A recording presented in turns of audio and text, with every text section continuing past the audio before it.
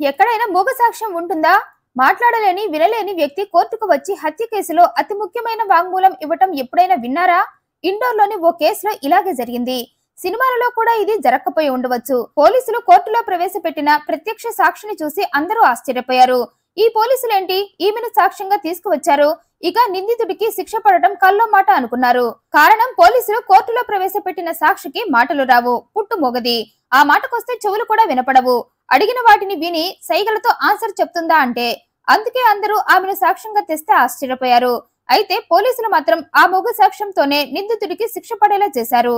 అది 2024 జూన్ 8. ఆ రోజు నాగ్దామౌ ఇండోర్ ప్యాసింజర్ రైలు బోగీలను శుభ్రం చేస్తున్నారు కార్మికులు. అయితే అలా శుభ్రం చేస్తూ ఉండగా ఓ కార్మికుడికి సీటు కింద ఓ గోనె సంచి కనిపించింది. ఆ పక్కనే మరో సంచి కూడా ఉంది. ఆ గోనె సంచిపై రక్తపు మరకలు కనిపించడంతో ఆశ్చర్యంతో పాటు భయపడి వెంటనే ఆ విషయాన్ని ఇండోర్ జేఆర్పీకి సమాచారం ఇచ్చాడు. ఇక వెంటనే పోలీసులు అక్కడికి చేరుకొని ఆ గోనె సంచిలో ఏముందా అని విప్పి చూసేసరికి అందులో వారికి ఓ మహిళా శవం ముక్కలుగా కనిపించాయి. తల మొండం మాత్రమే ఉంది, కాళ్ళు చేతులు లేవు. అది చూసి హత్య చేసిన వాడు తాను దొరికిపోకుండా ఉండాలని ఇలా చేశాడని పోలీసులకు అర్థమైంది. దీంతో ఆ మొండాన్ని తలను హ్యాండ్ ఓవర్ చేసుకుని మిగిలిన కాళ్ళు చేతులు ఎక్కడ ఉన్నాయా అని ఆ ట్రైన్ మొత్తం వెతికారు. కానీ వారికి ఆ బాడీకి సంబంధించిన కాళ్ళు చేతులు ఎక్కడా దొరకలేదు.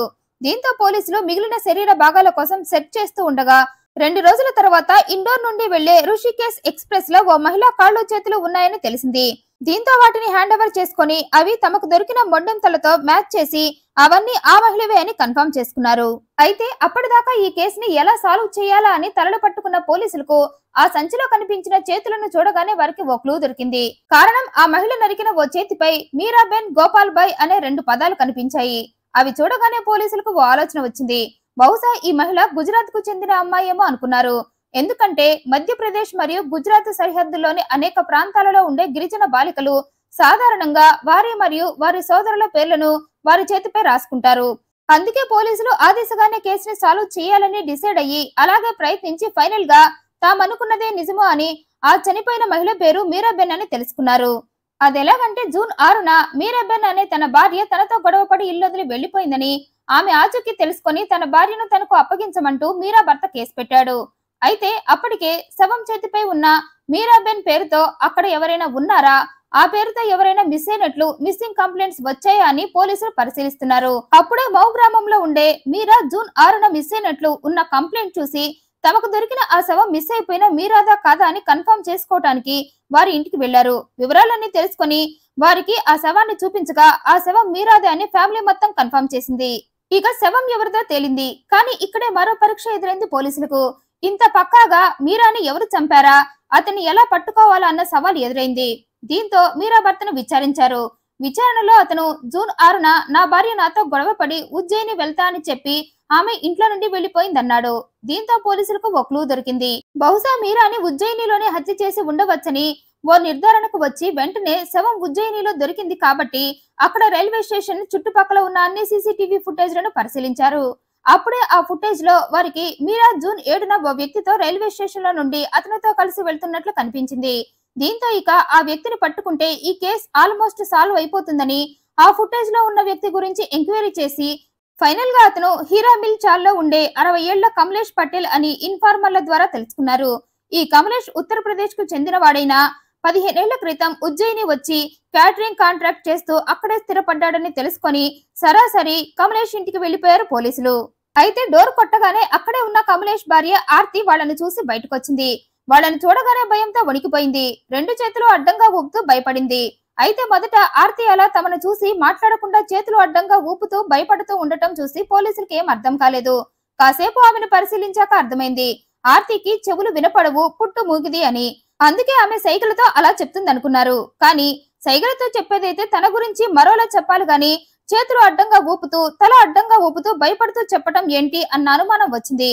ఆ అనుమానం నుండే ఆమెకు ఏదో నిజం తెలిసి ఉంటుందని ఊహించారు. అప్పటికే ఆర్తి ద్వారా ఆమె భర్త కమలేష్ ఇంట్లో లేడని తెలుసుకున్నారు.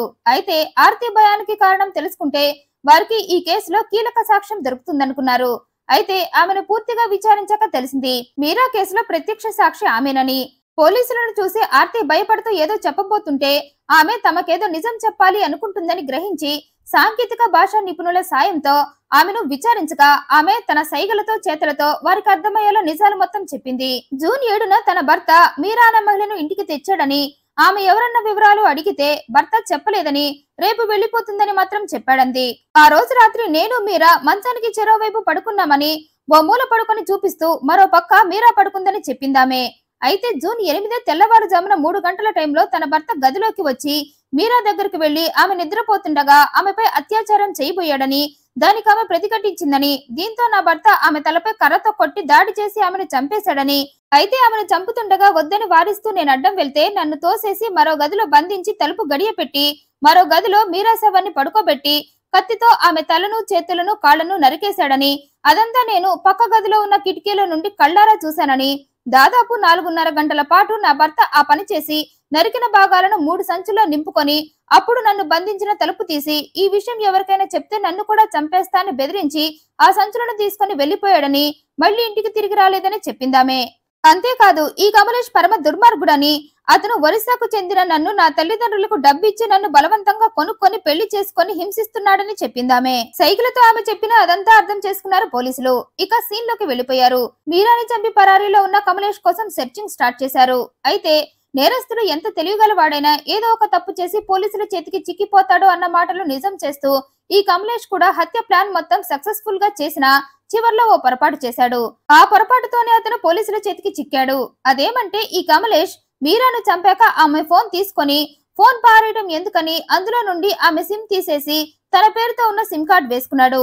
అప్పటికే పోలీసులు కమలేష్ ని పట్టుకోవాలని అతని ఫోన్ ని ట్రేస్ చేస్తూ ఉండటంతో కమలేష్ లొకేషన్ ఆధారంగా పోలీసుల చేతికి చిక్కాడు. విచారణలో కమలేష్ తనే మీరాను చంపేశారని ఒప్పుకున్నాడు.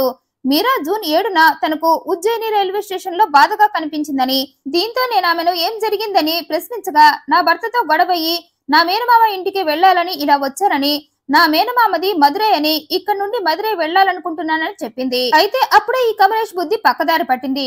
గతంలో కూడా కమలేష్ ఆడవాళ్ల విషయంలో ఇలా మోసం చేసి అనుభవించాడు.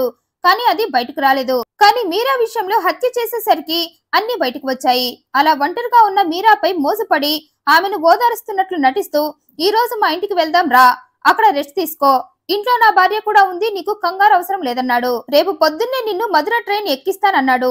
కమలేష్ ఓదారుస్తూ మాట్లాడుతూ ఉండటంతో అతన్ని గుడ్డిగా నమ్మేసి అతని వెంట వెళ్ళింది మీరా. అయితే అక్కడికి వెళ్ళాక కమలేష్ తన బుద్ధి చూపించాడు. మీరాకు తెలియకుండా ఆమె తినే ఆహారంలో నిద్ర మాత్రలు కలిపేసి ఆమెను చేర్చాలనుకున్నాడు. అందుకే జూన్ 7న రాత్రి భోజనంలో నిద్ర మాత్రలు కలిపేశాడు. అయితే ఆ భోజనం తిన్నాక ఆ మాత్రలు మీరాకు సరిగ్గా పనిచేయలేదు.